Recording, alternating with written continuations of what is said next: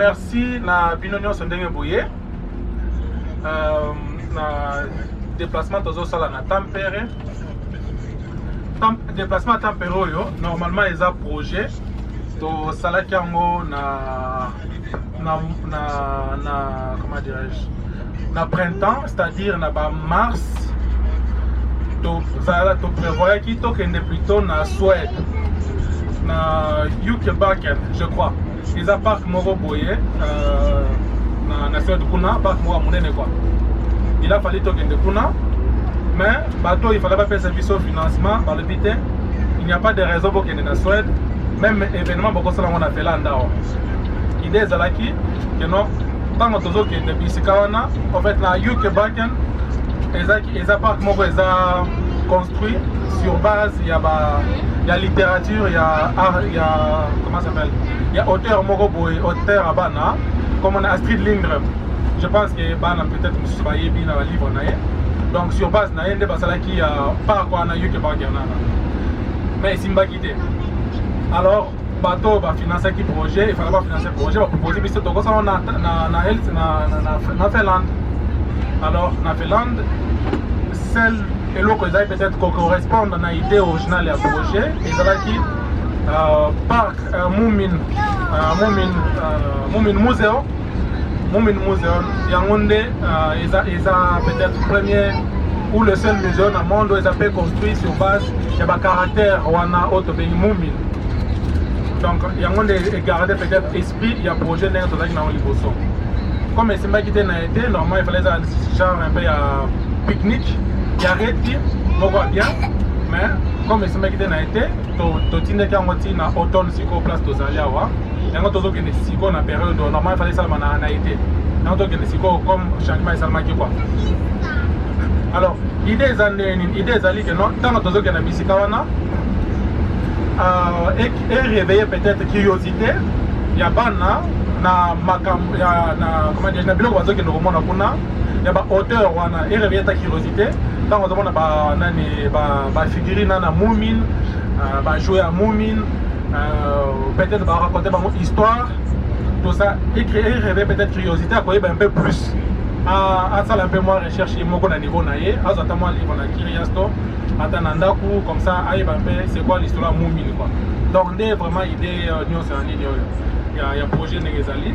Alors, comme on s'est dit que moi, on a mon côté Nandaku, il faut peut-être environnement moko il y a bien pour comment dire ils ont encouragé na kotanga Donc c'est pour ça qu'on a pensé que non, ce serait bien, et à base, elle a peut-être accompagné, dans mon moko, un des parents peut-être, Azana Bango, comme ça, les autres, ça, moi, on a peut-être, moi, courage, moi, autant, Azana papa, toi, Azana maman, na babilo, qu'on a fait, maman, les autres parents, les autres permettre à comprendre, comment dirais-je, idées, c'est ma projet, quoi.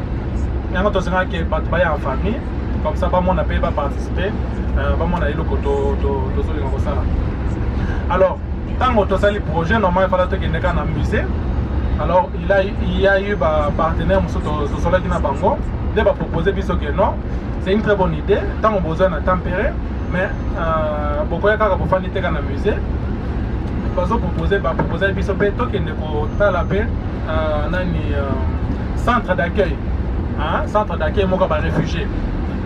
On a dit commenter dans centre d'accueil, je pense aussi que bana pe na limite que bana na biso wa pe moko na banga atikalo ke na centre d'accueil amona pe vie ya ba réfugiés comment bazo ya ba réfugiés na mboko yo donc ba to comment dire to vous allez ba invité d'honneur na centre d'accueil ana alors na centre d'accueil ba réfugiés wana ba réfugiés ba moko pour la plupart majorité ba grande majorité baza ba irakiens bango ne ba kolambela biso bazolamba tokolia lelo tokolia congolais te tokolia finlandais te lelo tokolia irakien donc bango moko nde ba proposer keno ba kosa la biso na honneur na biso ba se proposer balambela biso donc c'est une bonne idée total na to meka pe to découvrir pe ba bikolo mosusu pe ba culture mosusu quoi donc on est tozo sangisa deux choses en même temps, c'est-à-dire découverte il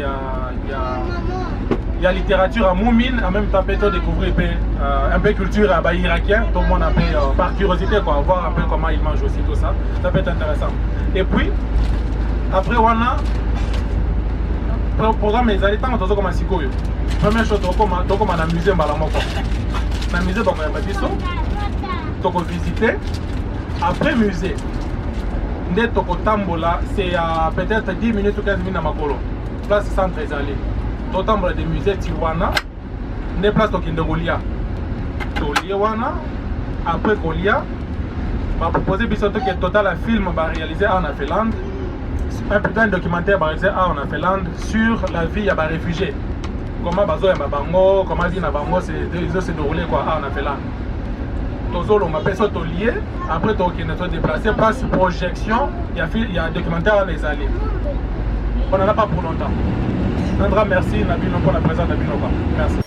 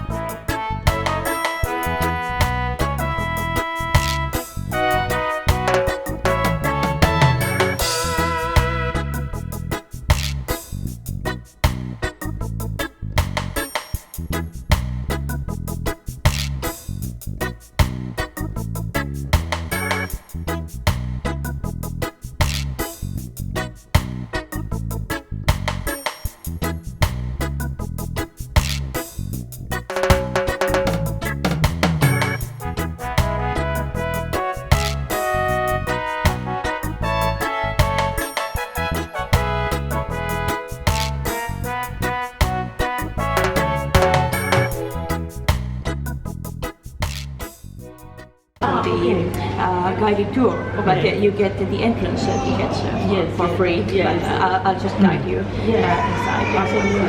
Yeah. And you can leave your things there in the lockers if you like, and leave the cloakroom over there. Okay. And I'll just Okay, it's a little bit big group, Is it? but yeah, but I think so. Even disappointed about it. I will explain something. Oh, but the feeling is already. Ah, okay. Let's translate the feeling. But I think we'll use headsets so that everyone can hear and follow it more easily.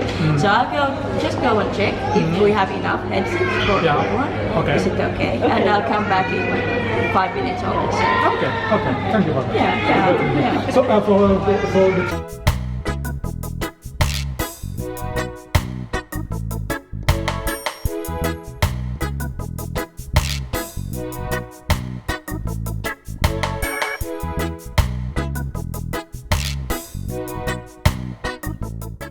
On part une personne à la fois. Si vous avez quelque chose à dire, quelque chose à demander, vous pouvez lever la main et poser des questions.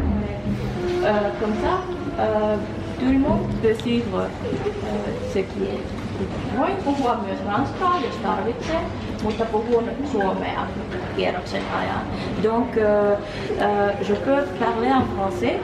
Si vous ne comprenez pas, vous me demandez quelque chose, mais principalement je parle finnois. Rauhassa mennään. Siellä on herkkiä teoksia, niin siksi on hyvä liikkua rauhassa. Eli liikutaan yhtenä ryhmänä ja rauhallisesti. Donc on marche, on va ensemble, on s'avance ensemble, calmement.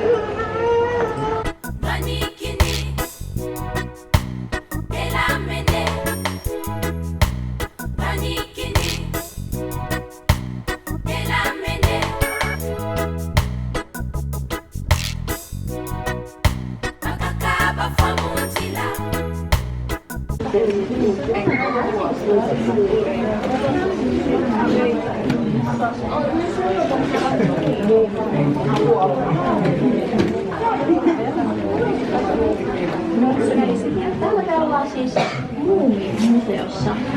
Kuinka moni tietää, mikä on muumi? Voi nostaa käden, jos tietää, mikä on muumi.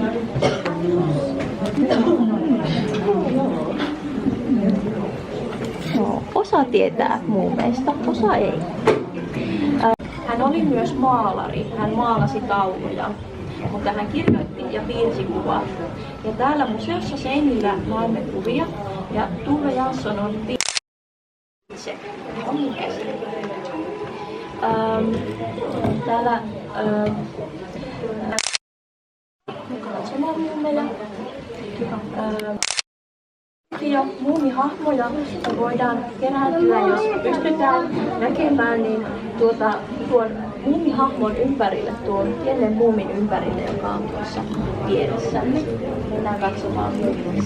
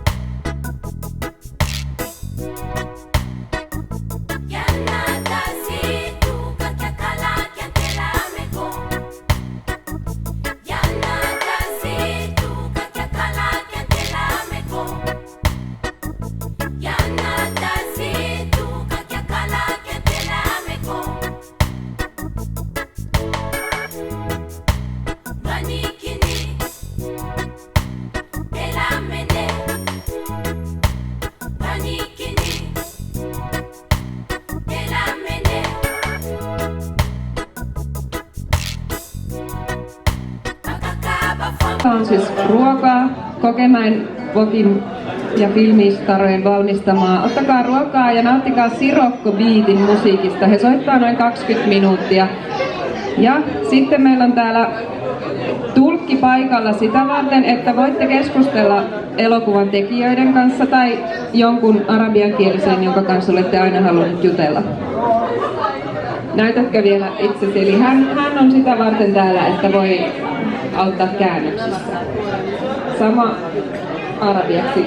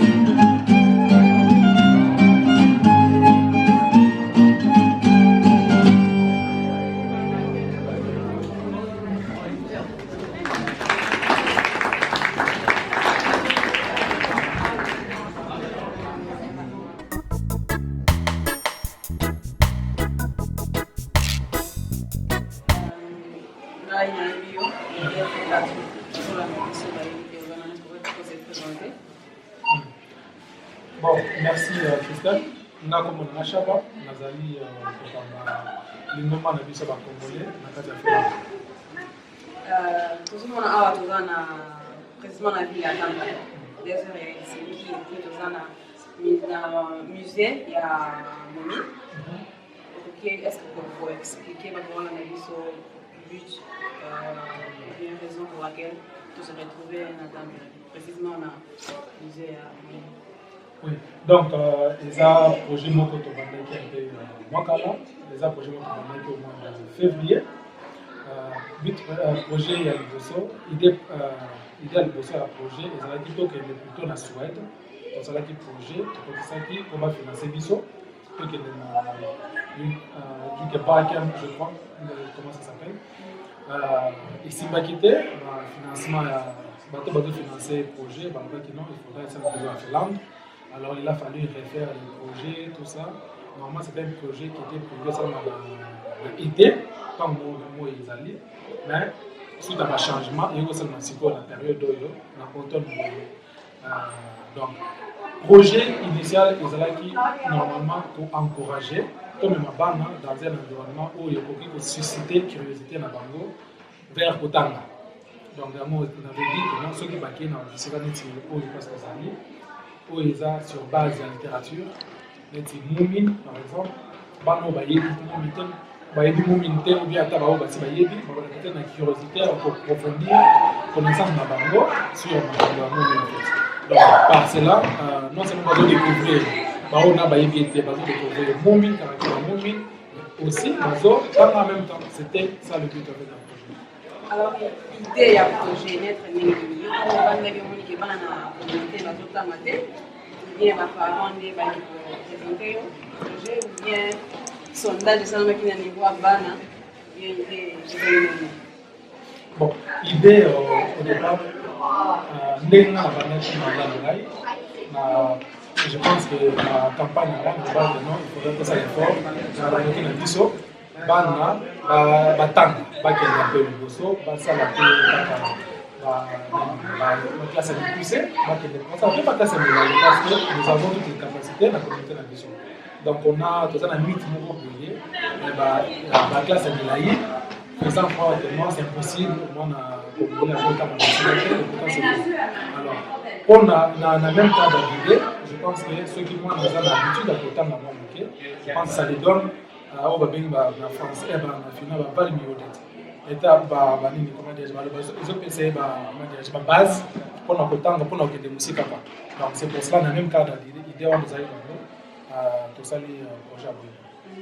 Au début, on dit que tu vas financer le projet. Donc, je vais dire qu'il y a moins cherté que louer bus, chauffeur finlandais, et puis droit d'entrée à musée Paysa, voilà quoi on a fait. Alors, Nami, financer le projet. Bon, ma cas d'association d'épisode, tu as un partenaire rebelle. Alors, tu as qui demande un partenaire rebelle.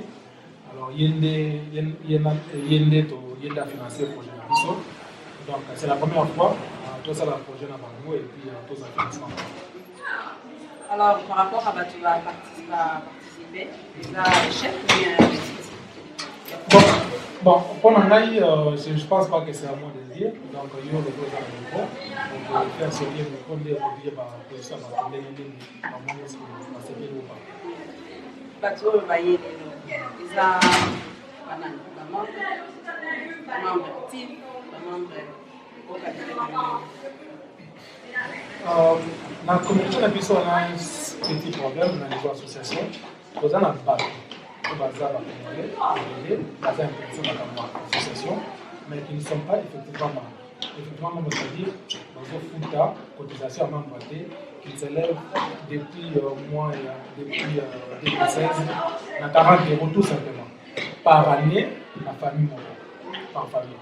Donc nous avons sélectionné on a d'abord sélectionné bateau tout le monde qui est actif dans l'association au Bayaka dans l'activité tout ça là ceux qui te bénéficient de nous Bayana dans la pique-nique tout ça la mois réunion Bayé tout ça net activité à football Bayé. Maintenant, on a d'abord tout ça, qui est une priorité. Bayana, et puis, dans notre monde, place, et tu vas là, moi, je vais machinalement à dernier minute, Salamaki, il y a un autre formulaire qui te passe un message, effectivement, que nous avons intéressé, c'était comme ça. Alors, on va dire, par rapport, il y a battu, ou peut-être la membre, il y a communauté, il y a ça l'association et tout ça au cerise. Bon. Biso toza habitué avec biloko ya Congolais. Biloko ya Congolais. Moi, c'est un terme, c'est un langage que moi j'ai toujours eu du mal à comprendre. Je pense que si d'abord au musée il y a mon côté, il n'y aura personne d'autre qui va t'aimer. Donc d'abord, la première des choses, avant qu'on ait un nom étranger, plus ou moins respect, il faut d'abord me personne moins respect. Donc il faut d'abord commencer par soi-même. Donc il y a maintenant faire quelque chose pour la communauté avant que la communauté ne soit pas sur respect. Merci. Alors, un mot d'encouragement. On a quand même parole de la salle. Donc, en tout cas, vous continuez. Nous avons beaucoup de collaboration. Donc, Namoko, Nayo, Nababo, Bazana, ça ne suffit pas. Tout ça, mais on ne se fait pas sentir dans le Bokaboyo. Pourquoi? Parce que nous avons éparpillé, nous avons dispersé, maintenant nous avons connaissé. Donc, c'est ce qui fait notre faiblesse. Nous avons besoin de la communauté, nous avons mis, nous avons besoin de la mine, parce que nous avons soudé. Donc, bisonde toza na retard eza que non on manque de capacité, retard eza que non tozangi ba moyens ya kosala yango, retard eza tout simplement il manque, il y a comment dirais-je, il y a vivre ensemble, il y a manque de confiance entre biso na biso. Donc il faut tomilinga d'abord, il faut tomilinga d'abord en tant que Congolais, biso na biso d'abord. Alors bateau ce que ba la vidéo ba tu regrettais il fallait le dire à biso. C'est pour nous moi toujours les réseaux sociaux qui déjà passé déjà comme c'est déjà page. Alors projet ni sous comme association. Bon, projet est appelé, mais comme on dit, nous avons beaucoup de choses sur l'humanité. On a besoin d'abord de base d'abord membres. En fait, il faut pas trop comprendre une chose. On a tous un financement, ou bien pas ça qui en considération. Nous avons besoin il y a pas souscrire en tant que membre. C'est-à-dire quoi, il faut virer 40 € dans le compte bancaire de l'association. Bon, on te paye ça, on est pas bon. Mais bon, c'est très important, il y a 40 € où nous devons virer dans le compte d'association, la première cotisation membre ou bien il y a un maximum. Il y a un des plus important, donc ceux qui 100 personnes vont virer 40 € dans le compte d'association. On a dès qu'on a financé on a 100 membres. Mais pour l'instant, par exemple, on a moins de 10 personnes on est viré pour la compte association en tant que cotisation. Donc, en réalité, les associations sont mais dans le fait, il faut compter les membres actifs, c'est-à-dire les membres Azofuta, la cotisation, il y a 10 personnes. Donc, du coup, s'il faut avoir quelque chose, c'est possible. Vous avez dit non, mais comment se fait-il que vous avez vous n'avez que 4 membres? Parce que pour le délai, c'est que vous avez un membre de l'association, et donc vous avez la cotisation. Donc, du moment que vous avez une association, on ne te considère pas comme membre. Donc, c'est ça en fait le challenge que nous avons. Donc, c'est pour ça d'ailleurs que le montant de la cotisation, c'est 40 € par année la famille. Donc, peut-être 40 € au beau salaire de Solomon. Donc, c'est ça en fait. Il y a ceux qui sont les cas et le bon et le beau, je pense que le projet est donné. Bon, on vous tiendra toujours au courant. Il y a Makamoto ça là-bas. Merci, Président. Mot de la fin. Bolingo, comme j'ai toujours l'habitude de le dire, Tolingana, biso la biso. Oliko hauskaa? Oliko se ensimmäistä kertaa Muumimuseossa? Joo. Mistä tykkäsi eniten? Oletko sä ennen tutustunut Muumin kirjoihin? Aiotko sä nyt tämän jälkeen? Herätikö mielenkiintoa? Oliko hauskaa? Oliko ensimmäistä kertaa? Oletko te ennen lukenut tai nähnyt Muumin kirjoja tai sarjoja? Aiotko te tämän jälkeen, minkälaiset fiilikset tämän jälkeen? Lukea enemmän vai vähemmän? Lukea enemmän? Ensimmäinen Muumin-kirja? Ei siis Mitä? Siis, minkälaiset fiilikset teillä on nyt? Aiotko te niinku lukea nyt? Jos ei ole ennen lukenut Muumin-kirja, niin onko sellainen fiilis, että haluaisit tutustua tai lukea? Mä oon lukenut jo. Oot jo lukenut, okei, no niin. No niin, hyvä, yes. Eli tää oli silleen niinku... Est-ce que tu peux regarder la caméra et puis écrire dans toi? Yeah? Sophia. Qu'est-ce que t'as aimé?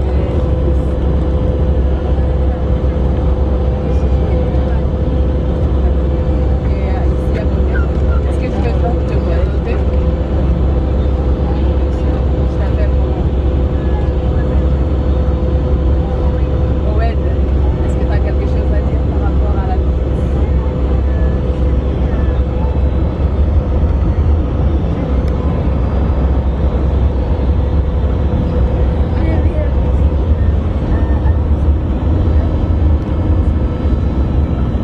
Tu connaissais déjà le Moumine auparavant? Tu as déjà lu les livres?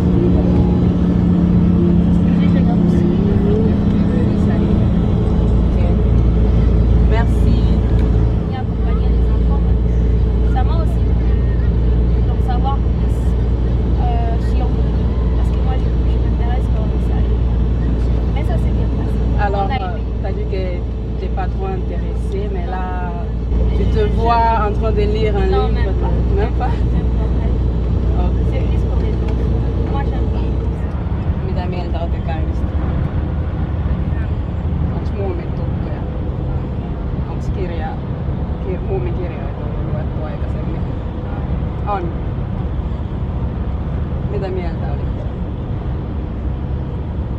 Tykkäsitkö te? Oliko se mielenkiintoinen? Hauska. Lukeneet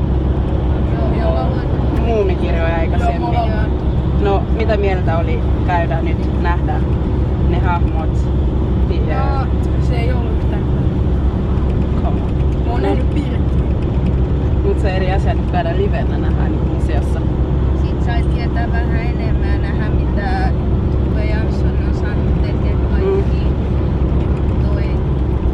Vaikka on saanut tietää enemmän kuin aikaisemmin. Aiot sä niinku lukea enemmän?